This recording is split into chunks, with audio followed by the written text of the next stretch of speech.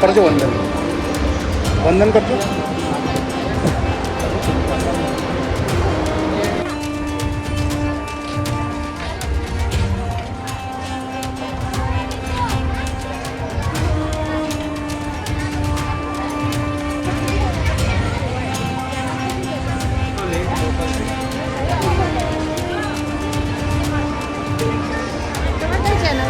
YouTube में आवशे।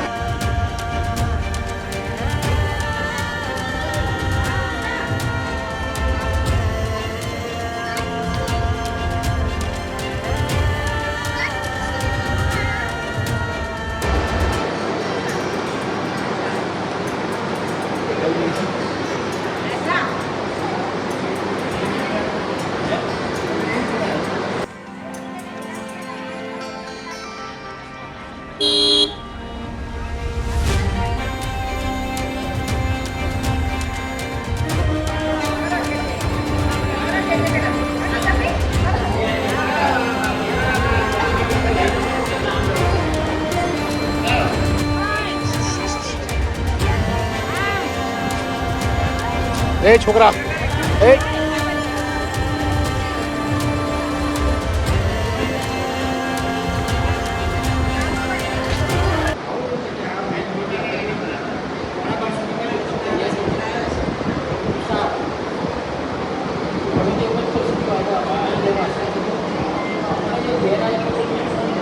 के कबीर साहब के आचार और विचार आज के अनुरूप युगों युगों से चला रहा है, वो आज भी अकबंद है।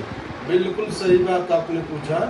कबीर साहब के आचार विचार, उनके जो अनुगामी हैं या उनके जो कर्ण मानने वाले हैं, जो भी हैं, अगर उनके आज भी आचार विचार या उनके की बताए हुए रास्ते पर चले तो आदमी सुखी रहेगा, निरोग रहेगा और उसको कोई प्रकार की कष्ट नहीं हो सकता है। वो कभी गलत रास्ते पर नहीं जा सकता है। सबसे प्रमुख बात यह है कि कबीर साहब के वाणी को, कबीर साहब के विचारों से जो अवगत हो गया वो गलत रास्ते पर नहीं जा सकता है। और जब आदमी गलत रास्ते पर नहीं जाएगा तो उसको कोई दुख आ ही नहीं सकता है। तो सबसे महान बात है कि उनके बताए हुए जो भी उनके साखी है, शब्द है, रामायणी है, उन कई ग्रंथ लिखे हैं, महान ग्रंथ लिखे हैं।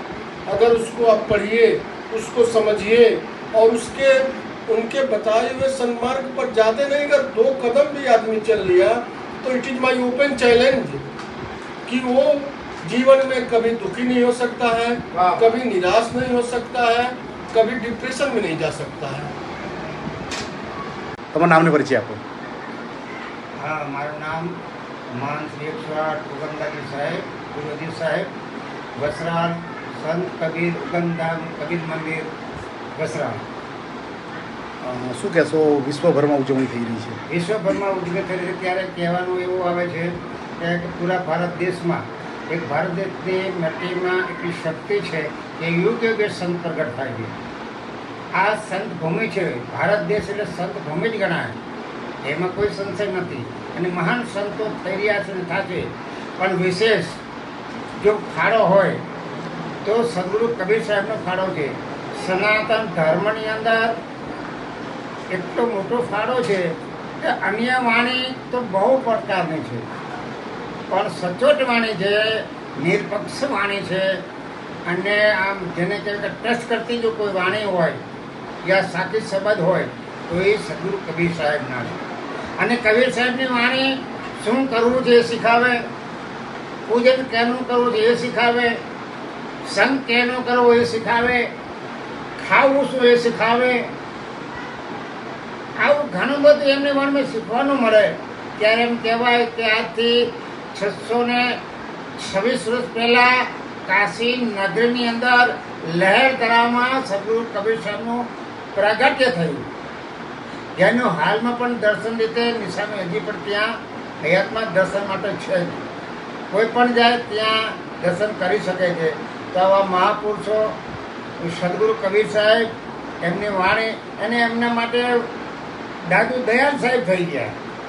એમની વાણીમાં કીધું છે, કદાચ કબીર સાહેબ એમની વાણીમાં કહેતા હોય તો કદાચ પોતે પોતાના વખાણ કરે છે, એવું નથી।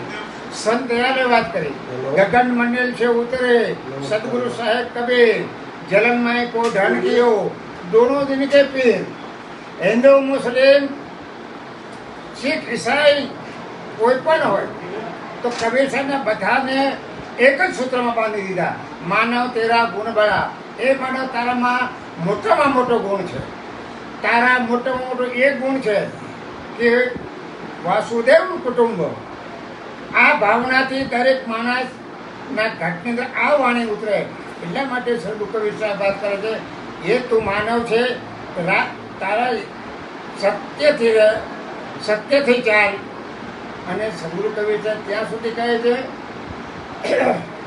માનવ તારા ગુણ બળા હાથ ને કામ તારામાં મોટો મોટો એક જ ગુણ છે ભારત દેશમાં જો તે જન્મ લીધો હોય તો માનવ માત્રની સાથે પ્રેમ રાખ માનવ માત્રની સાથે સદભાવના રાખ માનવ માત્રની વાત એવું વર્તન કર કે આત્મા સુખ પરમાત્મા આ એક શુભ સંદેશ આ મહાપુરુષનો કાશી નગરીની અંદર કબીર ચોરો હાલમાંથી કબીર ચોરા ઉપર પ્રગટ થઈને 650 વર્ષ પહેલા લલકાર કરી છે कभी खड़ा बाजार में सबकी मांगे ख्याल नहीं कहीं से दोस्ती ना कहीं से वैर આ વિશ્વની અંદર સૌનું કલ્યાણ થાય સૌ નિરોગી રહે સૌ ભક્તિમય બને એવા શુભ આશીષ સદગુરુ કબીર સાહેબે 766 વર્ષ પહેલા એ કબીર ચોરાની અંદરથી આપેલા અને એ જ આશીર્વાદ આજ ભારત ભૂમિમાં અમારા ગુજરાતમાં એક અદભુત કન્યાકુમારી સુધી કોઈ પણ સિટીમાં જ્યાં કબીર સાહેબનો આશ્રમ કબીર મંદિર આ મળે આજના પ્રસંગે વિશેષતા સનાતન ધર્મની કબીર સાહેબની વિશેષતા એ છે